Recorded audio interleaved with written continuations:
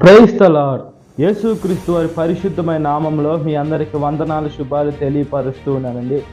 దేవునికి మొరపెట్టు వారికి, నిజంగా దేవునికి మొరపెట్టు వారికి దేవుడు సమీపముగా ఉన్నాడండి.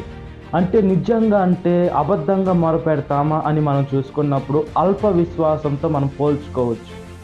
మనము ప్రార్థన చేసి ఇది జరుగుద్దో జరగదని అల్ప విశ్వాసం కలిగి మనం ఈ లోకంలో జీవిస్తే జరగదండి. నిజంగా మొరపెట్టాలి. దేవుడు ఖచ్చితంగా దయ చేస్తారని మనం నిజంగా ఉండాలండి. ఈ లోకంలో మనుషులు కాదు మనల్ని బాధ పెట్టేదానికి, మనుషులు కాదు అబద్ధం ఆడేదానికి. దేవుడు చెవులు మందం కాలేదు, ఆయన చెయ్యి కూర్చ కాలేదు. కాబట్టి ఆయన ప్రతి ఒక్కటి ఇవ్వాలని ఆశపడుతున్నాడు.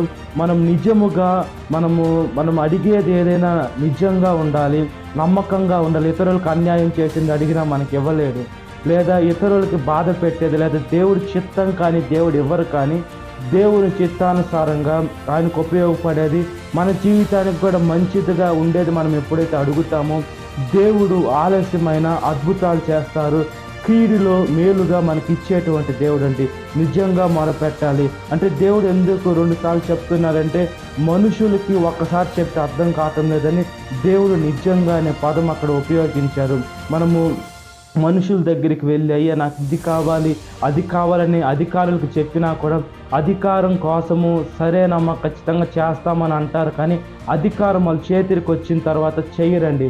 దేవుడు అలాంటి దేవుడు కాదు. కాబట్టి దేవుడికి నిజంగా మనం మొరపెట్టినట్లుగా ప్రార్థన. మహాపరిశుద్ధ ఆత్మదేవ, మా ప్రియ పరలోకపు తండ్రి, అయితే మేము మీకు నిజంగా మొరపెట్టే భాగ్యాన్ని ప్రసాదించమని ప్రాధేయపడుతున్నామయ్యా. ఈ లోకంలో మా జీవితాన్ని మీ పాదాల ముందు పెట్టి మీకు అంకితం చేసే భాగ్యాన్ని ప్రసాదించమని ప్రాధేయపడుతున్నాం. వేసే మీ కృపలో జ్ఞాపకం చేసుకోమని అడుగుతున్నామయ్యా. మీరు 2 సార్లు మమ్మల్ని హెచ్చరిస్తున్నారయ్యా. మొరపెట్టేది కాదు, నిజంగా మొరపెట్టండి అంటే మనం ప్రార్థన చేసేది జరుగుద్దో లేదో అని మేము అల్ప విశ్వాసంలోకి మేము వెళ్లకుండా విశ్వాసం కలిగి ప్రార్థన చేసినప్పుడు వేసే మీ మహిమను చూస్తాం. అబ్రహాం గారు విశ్వాసంగా ఉన్నారు కాబట్టి విశ్వాసానికి తండ్రి అయ్యారయ్యా. నోవాహు గారు విశ్వాసంగా ఉండి 120 సంవత్సరాలు ఉన్నారు కాబట్టి ఆయన జీవితం, ఆయన కుటుంబం అంతా కాపాడబడింది. కాబట్టి మేము కూడా విశ్వాసం కలిగి వేసే నిజంగా మొరపెట్టే బిడలుగా ఈ లోకంలో ఉండాలి. యోబు గారిని చూసుకున్నప్పుడు కూడా యోబు గారు కూడా మీ పాదాల మీద పడ్డారు కాబట్టి ఆయన గొప్పవాడయ్యారు, 2 అంతలుగా ఆస్వాదించబడ్డారు.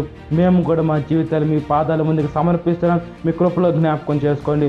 సాతాను శోధన ప్రతి ఒక్క బిడ్డని విడుదల దయచేయమని, ఈ వాక్యం వింటున్న ప్రతి ఒక్క బిడ్డని పేరు జ్ఞాపకం చేసుకొని దినకాలపు దీవెనతో నింపమని నజరేయుడైన యేసుక్రీస్తు వారి పరిశుద్ధమైన నామములో మీకు తరచున నా పరలోక తండ్రి. ఆమేన్.